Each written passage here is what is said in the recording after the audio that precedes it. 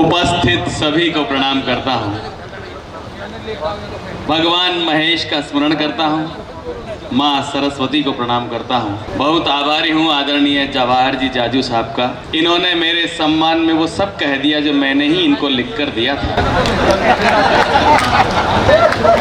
भगवान महेश के जितने भी लोग यहाँ पर समाज की सेवा में, देश की सेवा में लगे हुए हैं, उनको मैं हंसा सकूं, उनके चेहरे पर मुस्कान ला सकूं, मेरे लिए एक पवित्र यज्ञ जैसा काम है। जो सोच के आ रहे हैं उनसे मेरी प्रार्थना है कि आने के बाद सोच लें। आने के बाद हम आपको अवसर देंगे नहीं सोचने का। राष्ट्रवादी ताकतों के रहते हुए देश में खालिस्तान के लिए कोई जगह नहीं है। ये भी संकट है इस देश में कि बहुत सारे लोग जिनको आगे आना चाहिए वो नहीं आ पाए और फिर कहते हैं कि राजनीति खराब है। पीछे जो विराजमान है उनसे भी प्रार्थना है मेरी, थोड़ा सा और आगे आ जाएं सब लोग, नहीं तो एड्रेस दे दूं, मैं घर ही आके सुना दूंगा। एक कहावत है कि जिसका आधा दिमाग खराब होता है वो कवि बनता है, और जिसका पूरा हो जाता है वो कवि को बुला करके कविता सुनता है। तो मुझे जवाहर जी जाजू ने बुलाया है, आप इन्हें शुभकामनाएं दे सकते हैं। बड़ा अच्छा लगा। चंद्रकांत जी तापड़िया साहब, इन्होंने मुझे जीवन जीने के सूत्र बताए। बोले दाम्पत्य जीवन को सफल बनाने के फार्मूले बताता हूं। जिंदगी में केवल दो ही बातों का ध्यान रखना, पत्नी को दिया हुआ हर वचन पूरा करना। मैंने कहा दूसरा, बोला पत्नी को कभी कोई वचन मत देना। तो मैं समझ गया कि मैं किन लोगों के बुलावे पर आया हूं। किरण जी राठी कहाँ गए? हाँ, ये भी मुझे ज्ञान दे रहे थे। मुझे, मेरा खुद का नाम बुद्धि प्रकाश है, मेरे खुद के ज्ञान देने की एजेंसी है, पर तकदीर में खोट हो तो चोट हो ही जाती है। बोला बुद्धि प्रकाश जी, जो पति वफादार होते हैं वो मर के स्वर्ग जाते हैं। मैंने कहा किरण जी, जो पति वफादार नहीं होते हैं वो? बोले वो धरती पे ही स्वर्ग का आनंद उठाते हैं। मैंने कहा वाह रे ज्ञानी, धीरे धीरे करके सब अच्छा हो जाएगा। अपने पूर्वज पहले ही कह गए, धीरे धीरे रे मना धीरे सब कुछ हो। धीरे धीरे करके अपने 140 करोड़ तो हो ही गए। ये तो धीरे धीरे का ही परिणाम था। जल्दी में होते तभी मंगल ग्रह पे प्लाट काट रहे थे। मेरा बहुत मन था आप लोगों के बीच आने का। जवाहर जी जाजू साहब का फोन आया कि हमारे यहाँ एक बहुत बड़ा सेमिनार हो रहा है, माहेश्वरी समाज के प्रदेश के बड़े बड़े लोग आ रहे हैं, हम इसमें आपका प्रोग्राम रखना चाहते हैं, आप आ जाएंगे? मैंने कहा आ जाएंगे। बोले कितने पैसे लोगे? मैंने कहा ये पक्के मारवाड़ी है, सोच समझ के बात करनी पड़ेगी। मैंने कहा जवाहर जी दे देना, पहले भी आप बुलाए हुए हो, जितना आपने सोच रखा उससे 1000 रुपये कम दे देना। ये छूटते ही बोले आ जाओ, आपके लिए 1000 रुपये ही सोच रखे। ये हास प्रयास की बात है, लेकिन इन्होंने तो एडवांस भी भेजने की पेशकश की। हालांकि कवियों को तो उधार भी वो देता है जिसका पुनर्जन्म में विश्वास हो। मैंने एक दिन अपनी पत्नी से कहा जरा पानी पिलाना, तो वो आधुनिक अंदाज में बोली आप ही पी लीजिए। मैंने पूछा पानी कहाँ है? बोली घड़े में। घड़ा कहाँ है? रसोई में। रसोई कहाँ है? घर में। घर कहाँ है? केकड़ी में। केकड़ी कहाँ है? राजस्थान में। राजस्थान कहाँ है? भारत में। भारत कहाँ है? एशिया में। एशिया कहाँ है? संसार में। संसार कहाँ है? पृथ्वी में। पृथ्वी कहाँ है? पानी में। पानी कहाँ है? घड़े में। बीच बीच में आप तालियां बजा सकते हो, सरकार ने भी इस पे कोई टैक्स नहीं लगा। मुस्कुराती जिंदगानी चाहिए, जीवन में ऐसी रवानी चाहिए, ये सारी दुनिया अपनी हो सकती है, बस एक उसकी मेहरबानी चाहिए, बस एक उसकी मेहरबानी चाहिए। देखो कैमरा पर्सन भी बहुत मेहनत कर रहे हैं, इनका भी अब आजकल समाज में वही स्थान है जो गजल में रदीफ काफिए का होता है। इनका बस हमारे राशन कार्ड में नाम नहीं होता, बाकी परिवार के हर काम में हमसे पहले ये लोग मौजूद मिलते हैं। देखो मुस्कुरा मुस्कुरा के घूम रहा है, वो नल और नील दोनों बैठे हुए हैं। इतना इतराने की जरूरत नहीं है। बड़ा होकर फोटोग्राफर वही बनता है जिसकी बचपन से ही दूसरों के घरों में ताक झांक करने की आदत रहती है। हंसना हंसाना मनुष्यों का विशेषाधिकार है। तो आपने कभी किसी जानवर को हंसते हुए नहीं देखा होगा। अगर कोई जानवर हंसने लगे तो समझ लेना वो इंसान होता जा रहा है, पर अगर कोई इंसान होके नहीं हंसे तो समझ लेना प्रक्रिया प्रारंभ हो गई है। अब अपने आसपास बैठे हुए आदमी को देखते रहना कि उसमें प्रोसीजर स्टार्ट तो नहीं हो गया। मेरा मानना है कि अगर आप किसी एक रोते हुए बच्चे को हंसा दो तो फिर आपको पूरी जिंदगी में कभी अगरबत्ती भी लगाने की जरूरत नहीं है। हंसना हंसाना इतना बड़ा परमात्मा की कृपा है। एक सेकंड की मुस्कान से आपका फोटो अच्छा हो सकता है, तो हमेशा की मुस्कान से क्या जीवन अच्छा नहीं हो सकता? कि हम राजस्थान के लोगों ने हजारों वर्षों तक युद्ध लड़े, सैकड़ों वर्षों तक हमारे लिए अकाल पड़ते रहे, उसके बावजूद उनसे संघर्ष करते हुए हम दूर दूर तक पहुंचे। इसलिए आज ये कहा जाता है कि जहां नहीं पहुंचे बैलगाड़ी वहां पहुंच गए। हाँ, ये जवाहर जी जाजू की जब शादी हुई थी ना, उन दिनों दहेज में 4x6 का पलंग मिलता था, डबल बेड का तो मिलता नहीं था। तो सुहाग रात में भाभी जी ने कहा उधर सरको, ये सरक गए, फिर और कहा उधर सरको, सरक गए, फिर कहा और उधर सरको। 10 दिन बाद इन्होंने फोन किया, सरकते सरकते सोलापुर आ गया हूं, और बता सरकना हो तो। यानी हमने विपत्तियों में, विद्रूपताओं में, विपरीत परिस्थितियों में जीवन का रस निकाला, इसलिए हम मारवाड़ी कहलाते हैं। और कोरोना के बाद हम जिंदा बच। क्या खतरनाक समय था, घर पे ही पड़े रहते थे, इतना सोए कि सपने भी रिपीट होने लग गए थे। मेरे साथ संकट ये था कि मेरे हर 2 सपनों के बीच में विज्ञापन भी आने लग गए थे। टेलीविजन और अखबारों के समाचार तक बदल गए। घर पर रहते रहते पति को हुआ अपनी ही पत्नी से प्यार। मैंने कहा वाह रे समाचार। एक आदमी दौड़ते हुए गया डॉक्टर साहब के पास, डॉक्टर साहब मैं योग करता हूं, आसन करता हूं, प्राणायाम करता हूं, गर्म पानी पीता हूं, नींबू के पानी से गरारे करता हूं, वैक्सीन के 2 डोज लगवा दिए, दिन में 50 बार हाथ धोता हूं, 100 बार हैंड सैनिटाइज करता हूं, अब बताओ मैं और क्या करूं?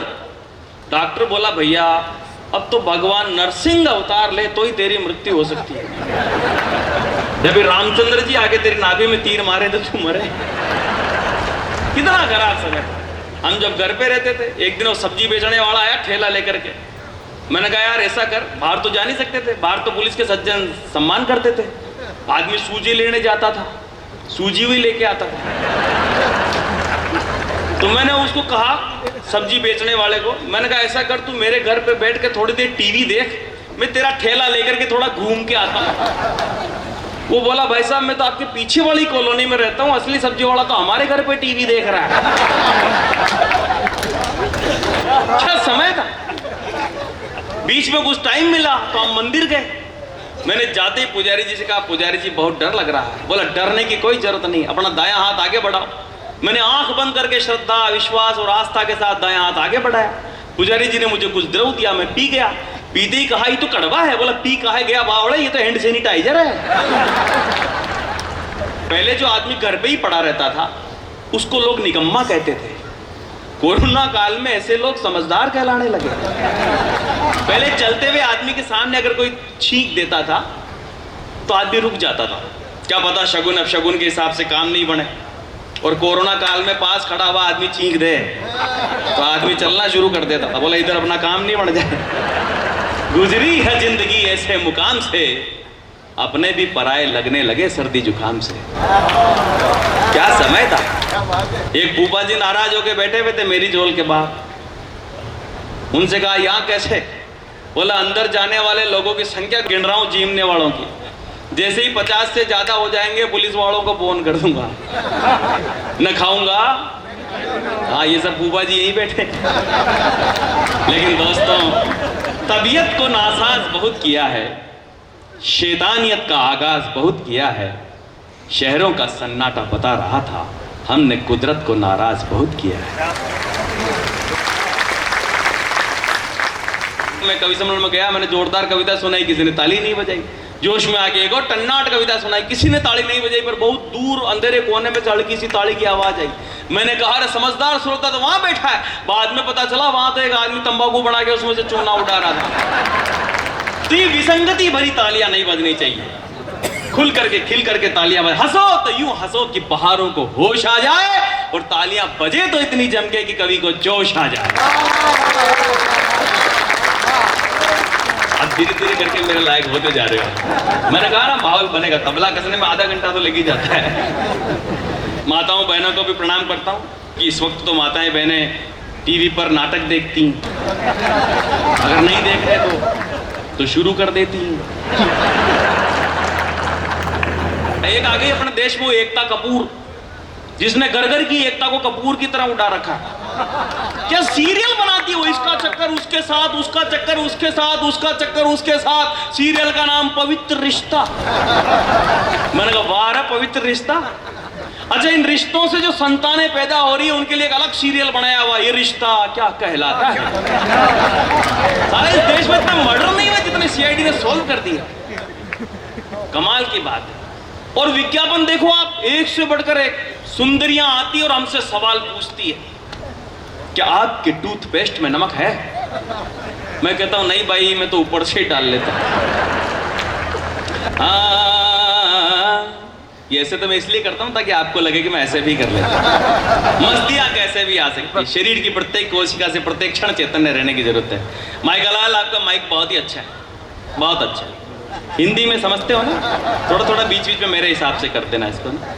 इसका इको बिल्कुल बंद रखना, जीरो है ना। बुद्धि प्रकाश दादीज की ओरिजिनल आवाज आती है। थोड़ा सा बेस कम कर दो। हेलो, हाँ, अरे बेबी को बेस पसंद है, बेबे को नहीं है। हेलो, यस, इसकी ट्रिबल थोड़ी सी बढ़ाओ। हेलो, वेरी गुड, बहुत अच्छा। जो मॉनिटर स्टेज की तरफ साउंड दे रहा है उसको हल्का सा लाउड करके सॉफ्ट करो। Hello hello, yes. ये इतनी बातें मैं इसलिए बता रहा हूँ ताकि तुम्हें पता चल जाए मैं भी पहले माइक वाला ही था। बहुत अच्छा माइक है, अब इस माइक को वापस पहले जैसा ही कर दो। बस यही चल रहा है इस धरती पर, और कुछ भी नहीं चल रहा। आदमी बनाता है बिगाड़ता है, बनाता है बिगाड़ता है, और इस दौरान उसका पूरा जीवन चला जाता है। पूंजीवाद ने कहा कि ये संपत्ति व्यक्ति की है, समाजवाद ने कहा कि ये संपत्ति समाज की है, लेकिन भारत का ऋषि कहता है ये संपत्ति यानी लक्ष्मी न व्यक्ति की है न समाज की है, लक्ष्मी तो लक्ष्मीनाथ की है। इसीलिए हमारे यहाँ आरती में हम गाते हैं कि तेरा तुझको अर्पण क्या लागे मेरा, गुल गुलशन से महकते जहान देखे हैं। वाह वाह करो। हाँ, ऐसे करते रहना, करना चाहिए, क्योंकि हमारे पूर्वजों ने कुछ नहीं किया होता तो हम इतने होते क्या। करिए, पुरुषार्थ करिए। गुल गुलशन से महकते जहान देखे हैं, हमने मुश्किल में सिकंदर महान देखे हैं। अरे अहंकार क्या करना, जिन अंग्रेजों के साम्राज्य में सूरज नहीं डूबता था आज उनके वायसराय की ड्रेस हमारे बैंड बाजे वाले पहनते हैं। भूल कर नाज न करना उधारी किस्मत पे, हमने बारिश में भी जलते मकान देखे हैं। गुल गुलशन से महकते जहान देखे हैं, हमने मुश्किल में सिकंदर महान देखे हैं। भूल कर नाज न करना उधारी किस्मत पे, हमने बारिश में भी जलते मकान देखे हैं। यही बनेगा राष्ट्रगीत। अब जब हम खुद को भूल जाते हैं तब हमें आनंद आना शुरू होता है। जो लोग उधर मुंह करके सुन रहे हैं उनसे प्रार्थना की कृपया सही दिशा से सुने। कोई बात नहीं, आएगा धीरे धीरे, उनको भी आएगा। हाँ, खूब तरक्की करने का हर पल हंगामा है, यार दोस्त दुनिया भर के और रामा सामा है। 5-5 हजार दोस्त तो लोगों के फेसबुक पे पड़े हुए। अच्छा, फेसबुक भी बड़ी ऊंची चीज है। जेब में मोबाइल पड़ा रहता तो आदमी लगा ही रहता। एक आदमी ने फेसबुक पर पोस्ट किया, पंछी बनूं उड़ता फिरूं मैं मस्त गगन में। तो नीचे लुगाई ने कमेंट किया, धरती पर आते ही सब्जी ले आना भवन में, वरना एक भी बाल नहीं बचेगा चमन में।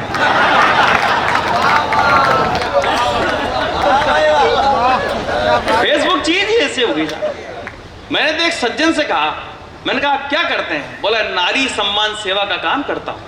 मैंने कहा कोई एनजीओ चलाते हैं? बोला नहीं नहीं, फेसबुक पर लड़कियों और महिलाओं के फोटो लाइक करता हूं। मैंने कहा ये भी सेवा है, क्योंकि धरती पर सब आजकल आत्ममुग्धता के दौर से गुजर रहे हैं। जिधर भी जाओ कोई अच्छी चीज दिखती तो उसको देखते नहीं है।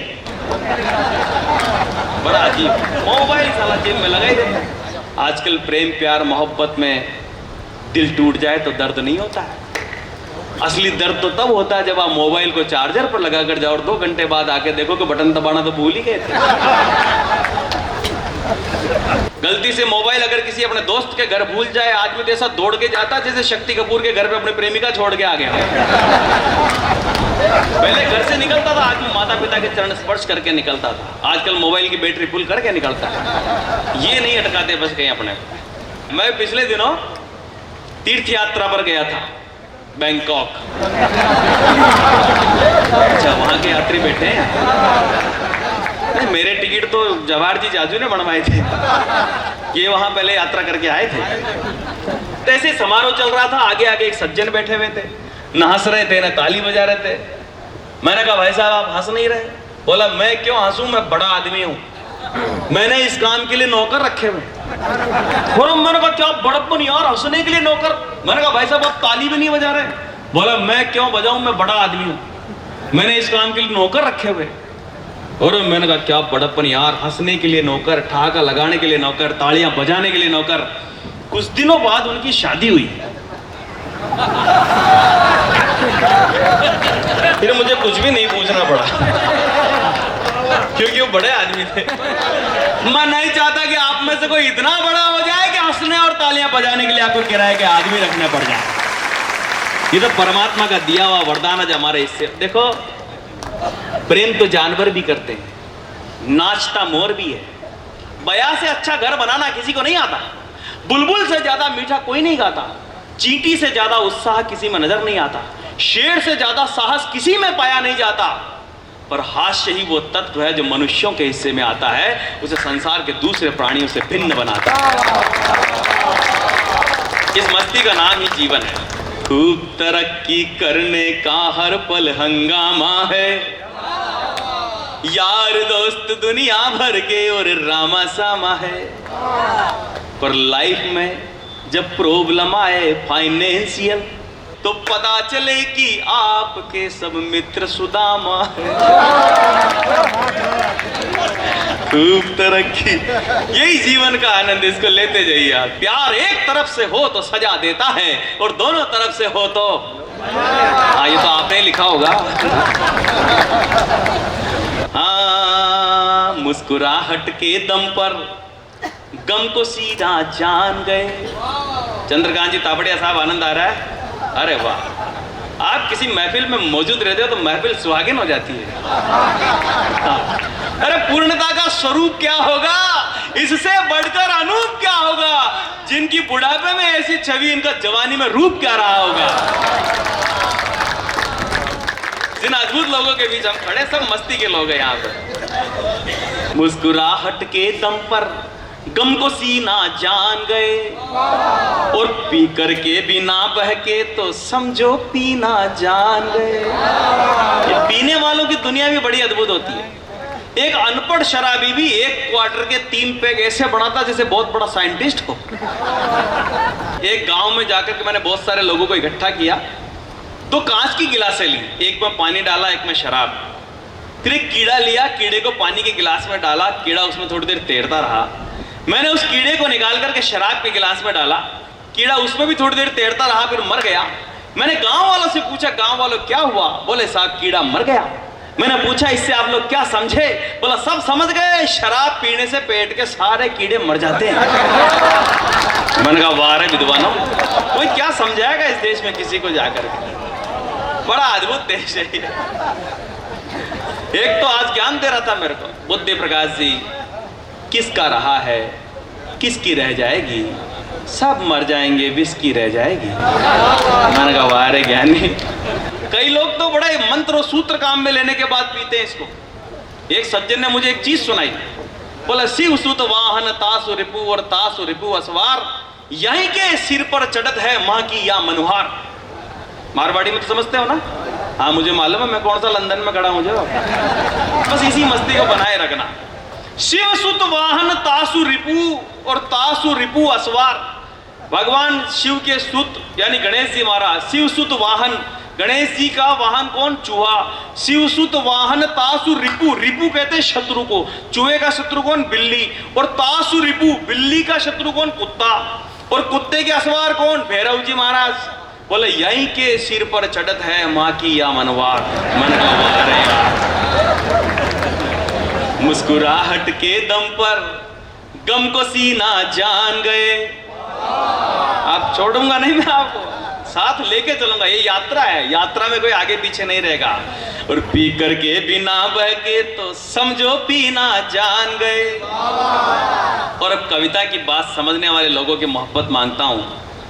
दर्द और कड़वे वचन भी जब सहन होने लगे, दर्द और कड़वे वचन भी जब सहन होने लगे, तब समझ लेना कि बुद्धि अब तुम जीना जान गए। तब समझ लेना कि बुद्धि अब तुम जीना जान गए। आनंद आ रहा है? मुझे भी बहुत आ रहा है।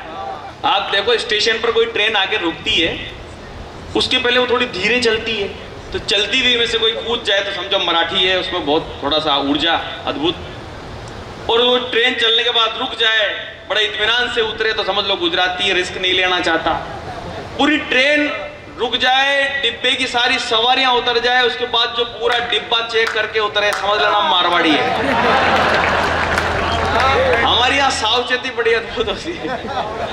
उद्देश्य भी यही है कि जितने लोग यहाँ पर बैठे हैं वे अपने घरों में राजस्थानी भाषा बोलते रहें, अपने बच्चों अपने पोतों के बीच में राजस्थानी भाषा को बनाए रखें, क्योंकि इसमें जीवन जीने के सूत्र भरे पड़े हुए हैं। दूसरी भाषाओं में हमें ज्ञान तो मिल सकता है, लेकिन आनंद के साथ जीवन जीने का तरीका तो हमारी भाषा हमारी बोलियां सिखाती है। जैसे मांग कर लानी चीज बिन मांगी देनी नहीं। किसी से कोई भी चीज मांग कर ले उसको तब तक वापस मत दो जब तक वो गरीब आदमी खुद मांगने नहीं आता। मांग कर लानी चीज बिन मांगी देनी नहीं, चोरी लगा ना छापनी और धीरे धीरे आपनी। ये जीवन जीने के सूत्र हमारी बोली। और देखो आप दुनिया की कोई सी भी लैंग्वेज सीख जाओ, जर्मन सीख जाओ, इंग्लिश सीख जाओ, फ्रेंच सीख जाओ, स्पेनिश सीख जाओ, अंधेरी रात में कुत्ता पीछे पड़ जाओ तो मारवाड़ी में दुर्रा ही काम आता है। कंप्यूटर की क्लास में एक लड़की से पूछा डाटा किसे कहते हैं, वो बोली साहब पानी की टंकी की टोंटी टूट जाए तो उसमें जब डुच्चा फंसाते हैं उसी को डाटा कहते हैं। अरे दांत दे रहे हो, खास दे रहे हो।